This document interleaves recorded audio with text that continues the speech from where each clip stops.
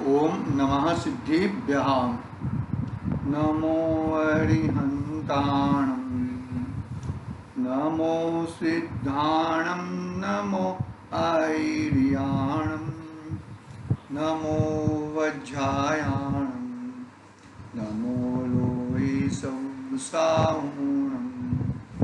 मंगलं भगवान् वीरो, मंगलं गौतमो मंगलम कुंद कुंदार्यो, जैनधर्मोऽस्तु मंगलम।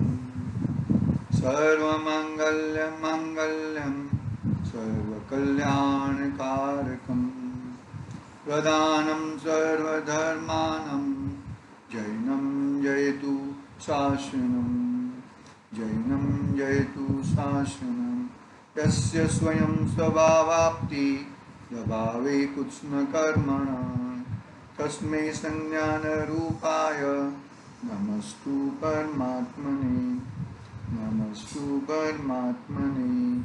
चेतिले चेतन, चेत्या विना केम चालसे। शास्त्री इष्टोपदेश नामक महान ग्रंथ है। आचार्य पूज्यपाद स्वामी का महान ग्रंथ, महान उपकार अपने पे है। अंतिम गाथा पे अपनी चर्चाएं चल रही हैं। 48 नंबर की गाथा है। 48 नंबर की गाथा में आचार्य देव ने यह बताया कि आनंद तेरे अंदर है, सुख तेरे अंदर है। क्या कहा देखो, वो है ना डॉक्टर साहब की भक्ति।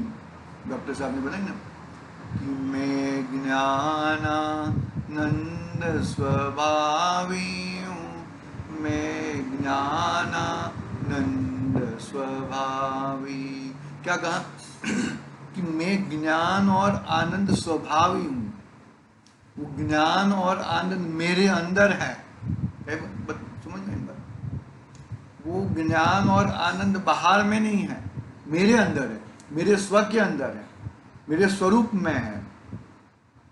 ज्ञान और आनंद से मैं भरा हूं, उसके ऊपर नजर करनी है। कर्म है, कर्म उदय में आएंगे। कर्म अलग जाति है और ज्ञान और आनंद तेरी जाति के हैं। फर्क है ना, दोनों के बीच में फर्क है। कर्म है वो कौन से जाति के हैं? अचेतन जड़ जाति के हैं। और तू तेरा भगवान आत्मा चैतन्य चैत्य ज्ञान और आनंद से भरा हुआ है। अरे कर्म ऐसे आते नहीं है, तो तेरी उल्टी मान्यता के कारण, हाँ बरोबर है, तेरी पर में एकत्व बुद्धि के कारण, उसके कारण वो कर्म आए हैं। कर्म ऐसे आ जाए, ऐसी ऐसी व्यवस्था नहीं है। कर्माण वर्गा तो ठसोठस बड़ी हुई है, तो सब कर्म क्यों नहीं आते? अरे तूने जैसा मांगा है वैसा आता है। तूने जैसा मांग, समझ में आ रही कि नहीं आ रही बात? तूने जैसा मांगा है वैसा आता है, अन्यथा वो आने की कोई चेष्टा कर सकता नहीं है। जो तू मांगेगा वही तुझे मिलेगा। अरे तू मोक्ष मांगेगा तो तुझे मोक्ष मिलेगा। वो अलग बात है कि जब हम मोक्ष की भावना रखते हैं तो भी मोक्ष नहीं मिलता, वो अलग कॉन्सेप्ट है। तेरी इच्छा, तूने यहां पर तू दो के बारे में, दो के बीच में है ना, परद्रव्य में तूने चाहा था, इसके लिए तू परद्रव्य में अटका है। अभी जो तू मोक्ष की भावना करेगा तो परद्रव्य छूट जाएगा और तेरा भगवान आत्मा रह जाएगा। पकड़ में आ रही नहीं आ रही बात? पकड़ना, जरा अच्छी तरह से बात को पकड़ना है हमें। क्या है 48 नंबर की गाथा में कि आनंद और कर्म के बीच में युद्ध हो रहा है। कर्म भी इतने कर्म बलवान है, कर्म बलवान है। यदि जो तूने जरा भी चुक की तो कर्म और आ जाएंगे। कर्म को बुलाया है तूने, बरोबर है, और भगाएगा भी तू ही। कहां पे बैठ के? कर्म कैसे आए थे कि कर्म तूने तेरे आत्म स्वभाव से तू चुक गया था, आत्म स्वभाव को तूने छोड़ दिया था, इसके लिए कर्म आए थे, बराबर ना? और वो कर्म कैसे जाएंगे कि तू तेरे आत्म स्वभाव में बैठ जाएगा तो कर्म आपो आप चले जाएंगे। कर्म को भगाने के लिए कर्म को धक्का नहीं मारना है, कर्म को हटाने के लिए कर्म में कुछ करना नहीं है। अरे बाप रे, कर्म को भगाने के लिए कर्म में कुछ करना नहीं है। कर्म को भगाने के लिए तेरा भगवान आत्मा में तुझे प्रतीति करनी है। बहुत सारे, कल भी बहुत सारे उदाहरण, बहुत मुनिराजों के उदाहरण लिए थे। एकमात्र नकुल और सहदेव, एकमात्र मेरे सहोदर, अपने भी क्या हो रहा है वो नहीं देखा, लेकिन मेरे सहोदर मुनि भगवंतों को क्या हाल होता होगा उनका। ऐसा शुभ विकल्प, वहां से अपने स्वभाव से च्युत हुए ना, और इस शुभ विकल्प में रहे, कर्म का बंधन हुआ। तो अभी ये चीज में इतना, बरोबर है, इतना कर्म बंध हुआ, 33 सागर तक सर्वास्थिति में रहेंगे, फिर वापिस मनुष्य लोक में अवतरेंगे और फिर मोक्ष में जाएंगे। आइवन, तो फिर अपना क्या, वो एक समय के लिए अपने सहोदर मुनिराजों को क्या हाल होता होगा, हम वो वैसा भाव में इतनी बड़ी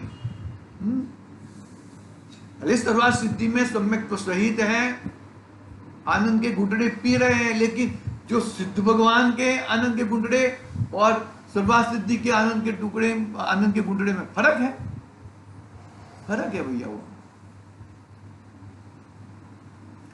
अपनी परिस्थिति क्या हो सकती है वो उसके ऊपर ख्याल करो, वो आएगी बात, आएगी आगे की गाथा में आने वाली है वो बातें। 49, 50, 51 नंबर की गाथा में मुमुक्षु भी आएगा, वो शब्द आएगा। आनंद और कर्म के बीच में यदि जो तूने, देखो क्या है, मैं ज्ञानानंद स्वभावी हूँ, मैं ज्ञानानंद स्वभावी हूँ, मैं हूँ अपने में स्वयं पूर्ण, पर से कुछ भी संबंध नहीं।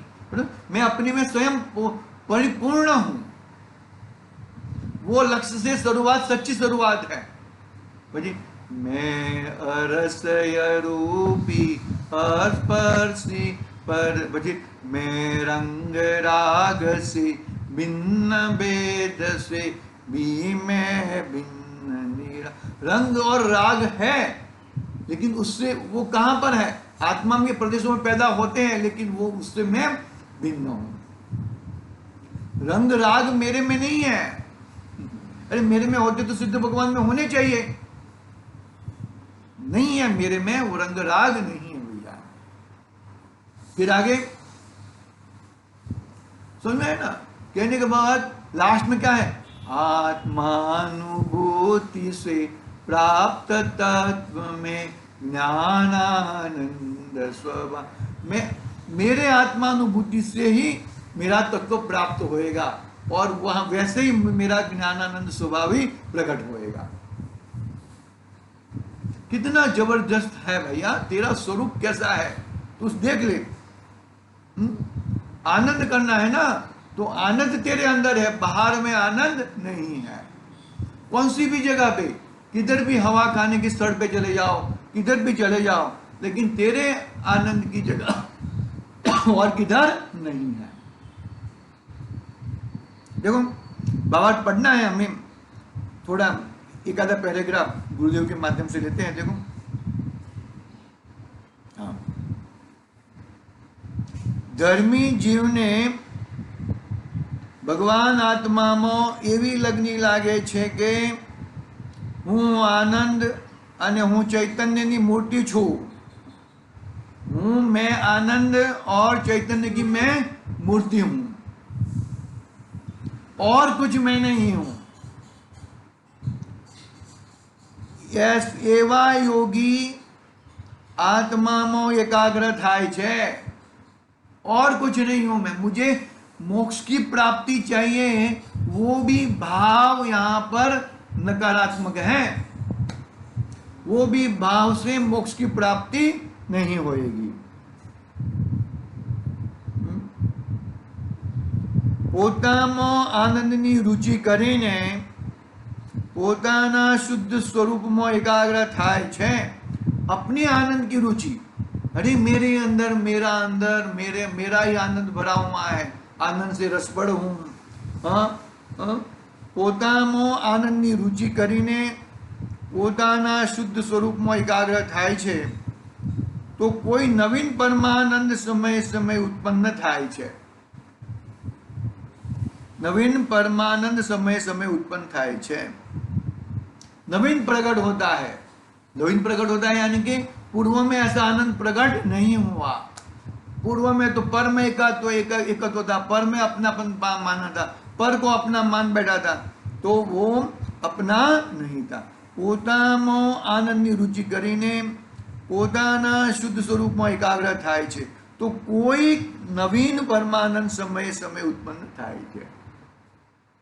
ऐसा आनंद प्रकट होता है, तेरे अंदर है, तेरी चीज है, तेरी, अरे कब करेगा भाई, कितने अनंतों भाव चले गए, अनंतों काल बीत गए, ये समय पक गया है। आगे कहेंगे तू कहां तक जा सकता है, क्या कर सकता है, वो आगे कहेंगे, आगे की गाथा में आएगी बात। मुनिराज तक बन सकता है तो मुनिराज बन सकता है, लेकिन तुझे क्या लगता है कि अरे भाई ये भव में मोक्ष नहीं है, ये चतुर्थ काल में मोक्ष नहीं है, तो मुनिराज बन के क्या, अरे मुनिराज तो तू बन सकता है भैया, 7वें गुणस्थान के आधे पड़ाव तक तू जा सकता है, लेकिन तुझे तो क्या है, ये मोक्ष नहीं मिलता इसके लिए, अरे मोक्ष ऐसे थोड़ी आएगा भैया।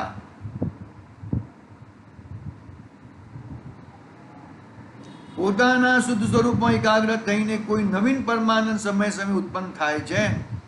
આને આ લક્ષ્મી વધતા, આને એટલે जो अपने स्वभाव में नहीं बढ़ा है वो आ लक्ष्मी વધતી જાય છે કે नहीं, 5 ના 10 થયા કે नहीं, 10 के 20 लाख हुए कि नहीं हुए, धूल लाख है भाई, गुरुदेव कहते हैं धूल लाख है भैया, धूल है, माटी है।